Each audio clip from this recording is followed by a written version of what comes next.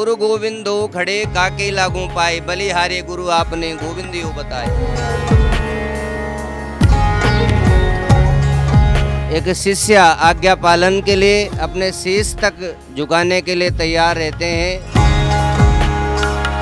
आचार्य जी बहुत अच्छे गुरु मार्गदर्शक हैं। जीवन में एक अच्छा गुरु हृदय की सारी गांठों को, सारी ग्रंथियों को खोल देता है।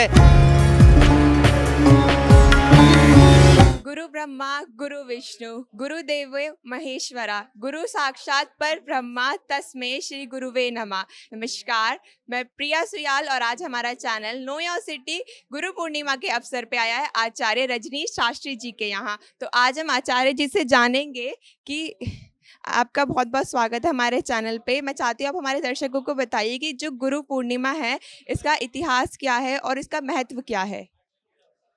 गुरु पूर्णिमा हमारे भारतीय संस्कृति में वेद व्यास जी की एक परंपरा है, जहाँ पर एक शिष्य आज्ञा पालन के लिए अपने शीश तक झुकाने के लिए तैयार रहते हैं।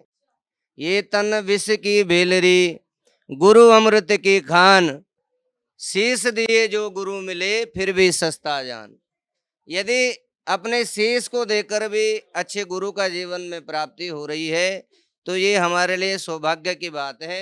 आपके जीवन में यदि कोई ऐसे गुरु हैं, और आज क्या है, गुरु पूर्णिमा, गुरु पूर्ण माँ, गुरु जो है वो एक माँ के समान ही है। जैसे प्रथम गुरु माँ है, वैसे ही हमारे जीवन में एक अच्छा गुरु, एक अच्छा मार्गदर्शक, अज्ञान ध्वंस विध्वंस कोटि सूर्य समप्रभा, जिस प्रकार से अंधेरे का सर्वनाश भगवान सूर्य की किरणें कर देती हैं, उसी प्रकार से जीवन में एक अच्छा गुरु हृदय की सारी गांठों को, सारी ग्रंथियों को खोल देता है और जीवन में एक नया प्रकाश, एक नई ऊर्जा का संचार होता है। और तब जा करके जब ये ज्ञान चक्षु खुलते हैं तो हमें ज्ञान होता है कि यह जीवन हमें किस लिए प्राप्त हुआ है, और उस जीवन को पा करके केवल मनुष्य बने ज्ञानवान मानव प्रोक्ता, ज्ञानहीन पशु स्मृता। यदि आप ज्ञानवान बन गए एक अच्छे गुरु के शरण में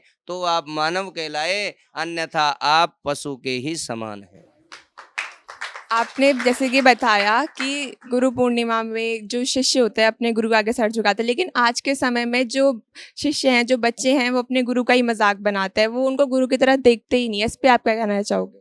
जीवन में हमेशा अच्छाई बुराई, जीवन मृत्यु, लाभ हानि, धूप छांव, ये साथ साथ चलेगा। ये हमेशा एक दूसरे के पूरक हैं। यदि जीवन में सुख है तो दुख भी मिलेगा, बिना दुख के सुख की अनुभूति नहीं है, बिना मृत्यु के जीवन की अनुभूति नहीं है, बिना हानि के लाभ की अनुभूति नहीं है। उसी प्रकार से जीवन में यदि हमारी कोई बुराई करने वाला नहीं है तो हमारा जीवन बेकार है।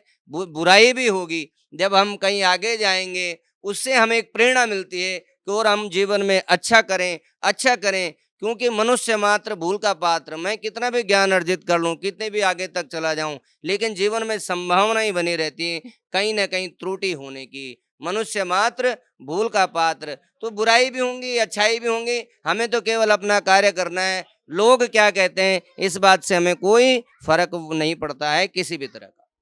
जो माँ बाप होता है वो भी गुरु के ही समान होता है, तो माँ बाप अपने बच्चों को किस तरीके से गुरु की महत्वता सिखाए, क्योंकि आजकल के बच्चे टीचर्स डे तो मनाते हैं पर उन्हें गुरु पूर्णिमा के बारे में नहीं पता है।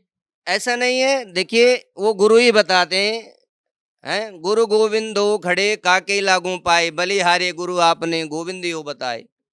तो ये गुरु ही ज्ञान देंगे। जब आपने एक स्कूली शिक्षा प्राप्त की तो आपको ज्ञान हुआ थोड़ा बहुत चीज़ों का, आपने जाना दुनिया के विषय में, लेकिन जो आध्यात्मिक चीज़ें हैं, जो आपको प्रभु से सीधे संवाद करते हैं, भगवान से जोड़ते हैं, वो आपके आध्यात्मिक गुरु होते हैं और वो जीवन में अवश्य होने चाहिए। जिनके हैं उन्हें पता है कि इनके गुरु हैं तो उन्हें जीवन में क्या लाभ हुआ है।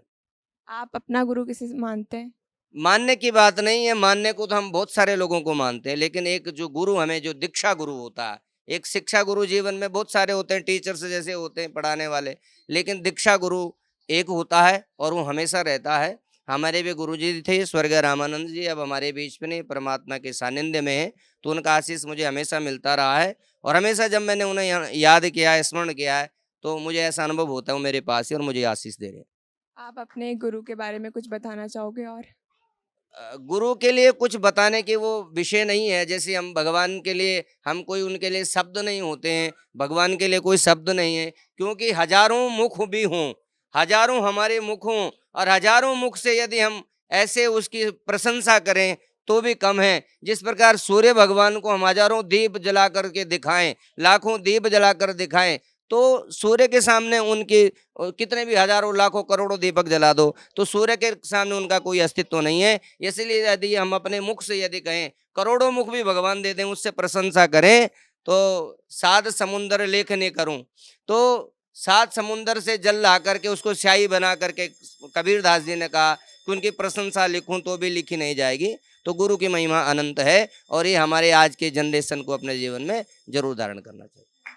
यहाँ पे आचार्य जी के यहाँ हमें बहुत छोटा सा बच्चा भी देखने को मिला जिसने आचार्य जी के लिए बहुत अच्छा गाना गाया, तो आप आचार्य जी के बारे में क्या कहना चाहोगे?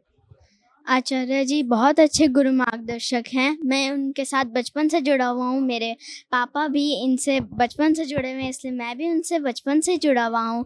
वह बहुत अच्छे मार्गदर्शन हैं, बहुत अच्छे अच्छे काम करने को बताते हैं। बस उनके लिए शब्द नहीं है, बहुत अच्छे हैं वो। धन्यवाद। तो हमारे चैनल नो योर सिटी की तरफ से आप सबको गुरु पूर्णिमा की हार्दिक शुभकामनाएं। ये वीडियो आपको कैसा लगा हमें कमेंट सेक्शन में बताना ना भूलें, और ऐसी ही और जानकारियों के लिए हमारे चैनल नो योर सिटी से जुड़े रहिए। धन्यवाद।